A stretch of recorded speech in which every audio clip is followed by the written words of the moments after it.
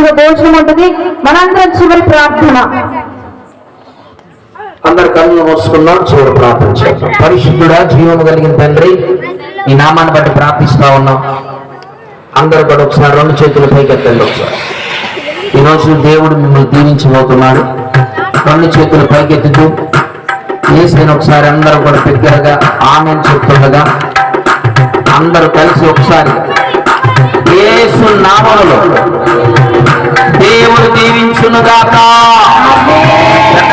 Live లో ఉన్న వాళ్ళు కూడా యేసయ్య మనందరికీ ఈ రోజు ప్రతిఫలము 200 మేలు ఆశీర్వాదం ఇచ్చునుగాక. దేవుడు దీవులతో ప్రతి శాపమును కాడి విరిగిపోనుగాక.